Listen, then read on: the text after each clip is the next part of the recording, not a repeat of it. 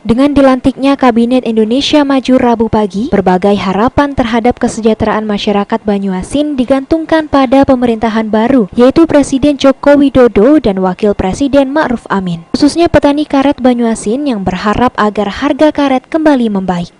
Harga komoditas karet dan sawit memang menjadi faktor penentu kesejahteraan masyarakat Banyuasin. Lantaran sebagian besar masyarakatnya merupakan petani karet dan sawit. Khusus harga karet, petani sangat berharap agar harga karet kembali primadona di bawah tahun 2009, yaitu di antara Rp12.000 per kilogramnya. Harapan akan hal tersebut pernah disuarakan petani Banyuasin saat Presiden Jokowi berkunjung ke desa Lengkan Sembawah sebelum Pilpres dan berjanji akan memperbaiki harga jual karet petani. Ya, selama ini termasuk belum ada peningkatan lah, masih termasuk rendah lah.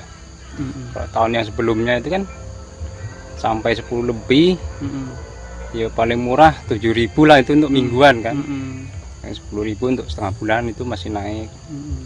Nah, untuk tahun kemarin ini dengan baru ini tahun ini masih hanya Rp200 lah menaikannya. Pak, ada rencana mengubah kebun karet jadi komoditi lain dengan harga yang seperti ini terus? Kalau untuk mengubah sih belum ya. Memang kita juga kualitas juga harga kayak gini kita sulitnya. Untuk pemupukan ini kita belum sanggup pembelian pupuk jadinya. Jadi kebun juga belum sempat kita pupuk.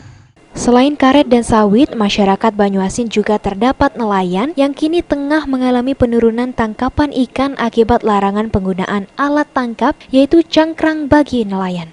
Dengan dilantiknya Edi Prabowo yang merupakan putra Sumatera Selatan, diharapkan dapat membantu meningkatkan kesejahteraan nelayan Banyuasin. Sulaiman, PAL TV.